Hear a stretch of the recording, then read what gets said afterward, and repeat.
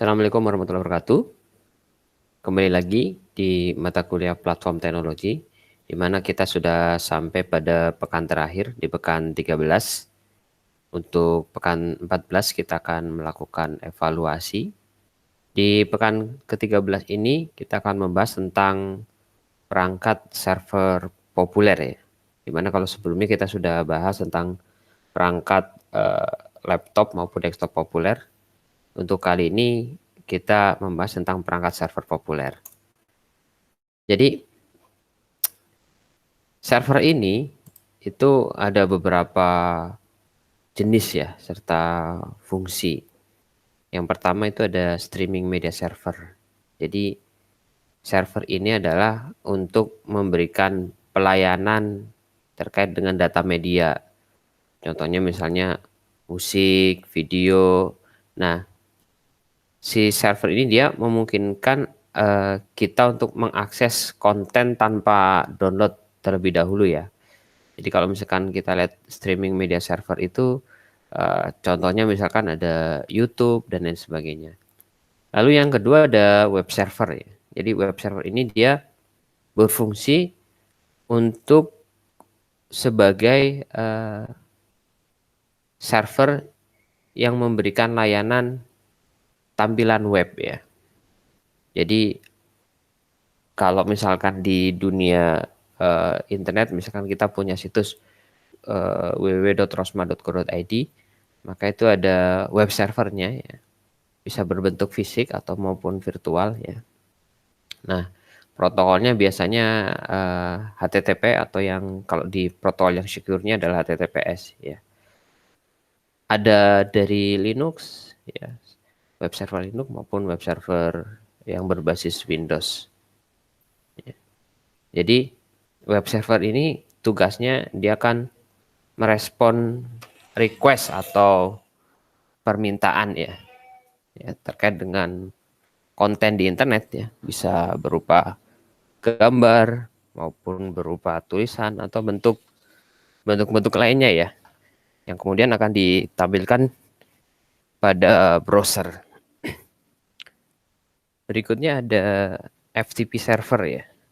Nah, untuk FTP server ini atau file transfer protocol ya digunakan sebagai transfer data ya, sifatnya transfer data melalui protokol namanya FTP. Lalu ada file server ya.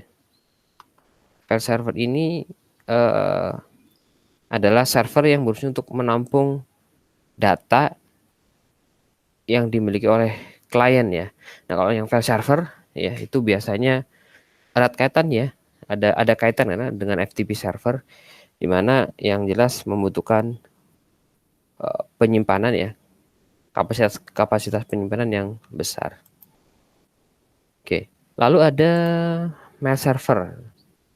Nah, untuk mail server ini ya adalah server yang berfungsi untuk melayani user atau klien dalam hal berkirim electronic mail atau surat ya. Jadi si server ini dia akan melayani permintaan untuk mengirim email ataupun juga menerima email. Contohnya misalkan ada Gmail, ada dan lain-lainnya. Ya. Lalu ada game server. Jadi dia digunakan sebagai server yang menghubungkan antara si gamernya atau si pemainnya dengan server maupun dengan klien yang lain atau dengan pengguna yang lainnya. Lalu ada namanya proxy server. Nah, sebelum ke internet, biasanya ada satu server yang mengatur proteksi, yang mengatur traffic dan lain sebagainya, sehingga kemudian bisa akan lebih aman dan bisa dilakukan pembatasan-pembatasan.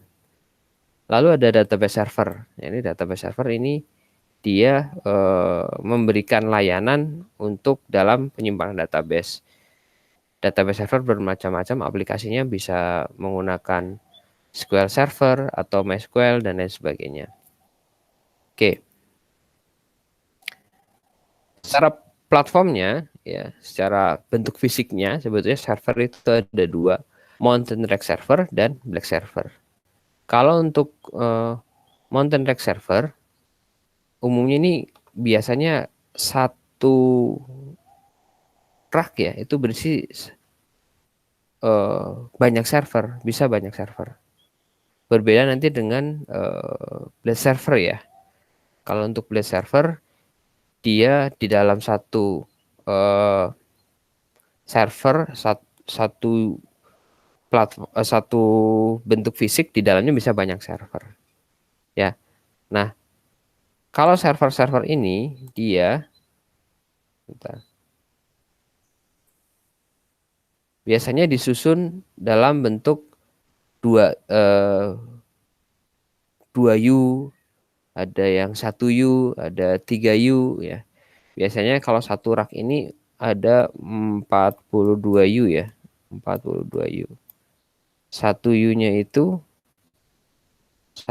itu biasanya eh, 3 lubang ini. Anda bisa lihat ya di sini ada pembatas ya, ada garis ya.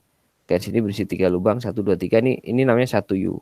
Kalau kita melihat server yang saya tunjuk ini, ya, ini adalah satu U. 2 kali lipatnya ini adalah 2 U dan seterusnya. Oke.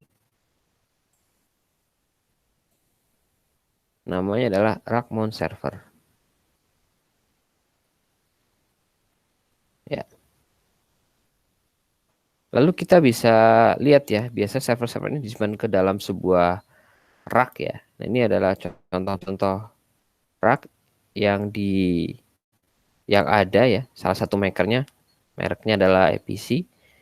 Untuk rak-rak di server itu ada bermacam-macam ya, mulai dari open rack sama rack yang tertutup. Nah, tentunya ini juga ada beberapa eh, tipe tipe server dan juga kemudian ruangan servernya mau seperti apa. Ya. Nanti si server-servernya disimpan ke dalam rak. Biasanya dalam satu rak itu ukurannya dalam 42 U, tergantung dari lebar dan kedalamannya. Ya, ada yang 600 mm atau 60 cm, dalamnya 1200, tergantung sesuai dengan kebutuhan.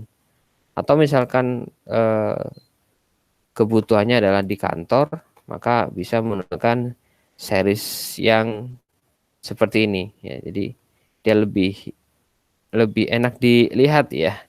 Biasanya ditaruh di mungkin yang tidak di ruangan khusus ya, misalnya di kantor, yang ternyata pas dilihat oh ternyata itu adalah rack server ya. Karena bentuknya lebih apa ya?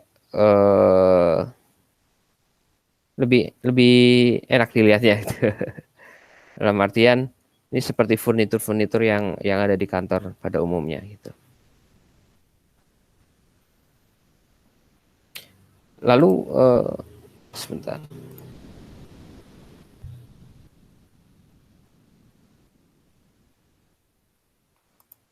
Lalu tipe server yang lainnya adalah blade server. Nah, untuk blade server ini biasanya dalam satu enclosure blade itu terdapat banyak server ya. Terdapat banyak server. Ini biasanya untuk mensiasati eh, agar lebih compact gitu ya. Jadi lebih meminimalkan kebutuhan terkait dengan space, kemudian ada scalability atau kemudahan pengembangan. Nanti kita bisa beli satu server dulu dan seterusnya, ketika kita membutuhkan kita bisa menambah server. Lalu ada integrated operation namanya, kemudian dalam pengoperasian, kemudian juga ada collaboration ya. Kalau misalkan saat ini kan eh, ada namanya teknologi virtualisasi. Jadi ini kemudian sangat membantu ya blade server. Ini adalah salah satu contoh blade server keluaran dari HP ya. Enclosure-nya namanya C7000. Nah, di dalam C7000 ini secara form faktornya dia ada front dan ada rear ya. Bagian depannya itu berisi beberapa server ya. Ini dia lebarnya adalah 10 U, maaf, tingginya adalah 10 U ya. Jadi kalau ada rak 42 U kita bisa simpan kurang lebih 3 sampai 4 blade enclosure di dalam rack server tersebut. Ya. Nah, di dalamnya itu ada bisa menampung banyak server. Ya. Anda lihat di sini, ini ada 1, 2, 3, 4, 5, 6, 7, 8, 9, 10, 11, 12. 12 server. Ya. Bayangkan kalau misalkan satu servernya itu yang pakai yang Mountain Track base itu satu servernya 2U, kalau 12 server berarti butuh 24U. Tapi kalau dengan Blade hanya butuh 10U saja. Nah, untuk servernya sendiri itu ada half hake, ada juga full hake. Half hake ini artinya setengah dari ukuran si tinggi blade ya. Kalau yang full hake ini biasanya full ya dalam satu hmm, enclosure.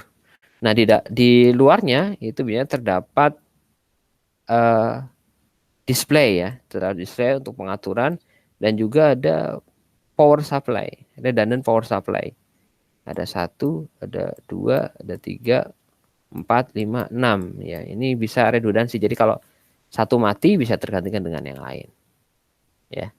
Lalu di bagian belakangnya itu ada interkoneksi. Jadi langsung ya di belakang blade-nya itu ada interkoneksi yaitu switch, bisa sun switch, bisa switch biasa dan lain sebagainya. Jadi switch-switch ini itu untuk network.